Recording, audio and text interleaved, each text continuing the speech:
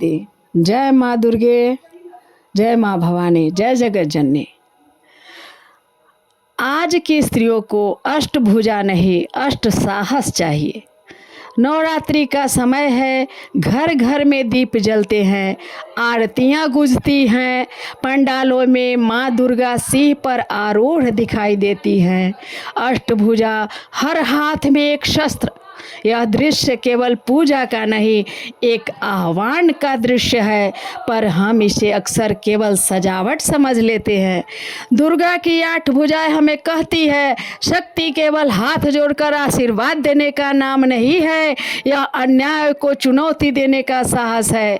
आज की स्त्री को 8 हाथ नहीं चाहिए, लेकिन उसे 8 साहस चाहिए, अष्ट साहस, जो उसके भीतर की दुर्गा को जागृत कर सके।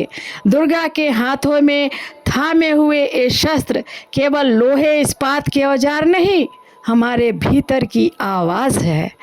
त्रिशूल संकेत है, अपने भीतर के डर को भेद दो, सच कहो, आवाज उठाओ।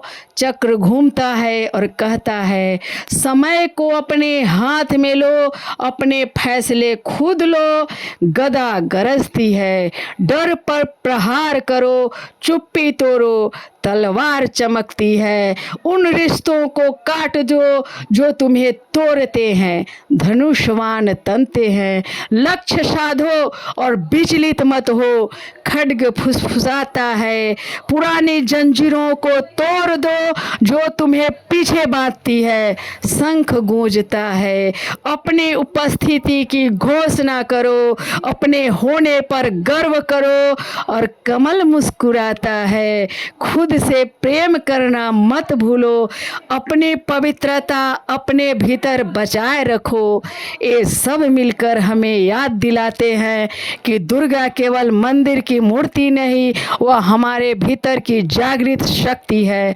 उसके 8 हाथ हमें 8 संदेश देते हैं, साहस, समय, प्रहार, मुक्ति, लक्ष्य, विद्रोह, घोषणा और प्रेम।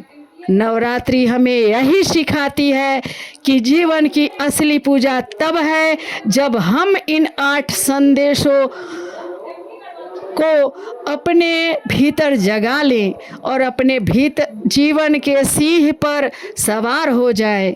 नवरात्रि का यह पर्व केवल भक्ति का नहीं, जागरण का पर्व है।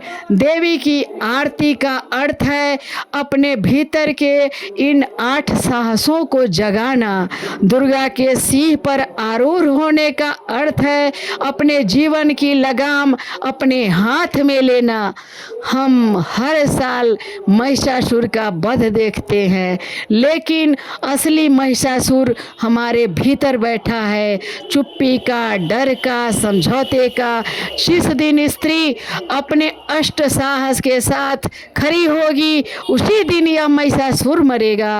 इस नवरात्रि केवल प्रतिमा को सजाइए मत, अपने भीतर की दुर्गा को सजाइए। केवल आरती मत गाइए, अपने भीतर के भय को चीर दीजिए। केवल फूल मत चढ़ाइए, अपनी आवाज को हकीकत में बदल दीजिए।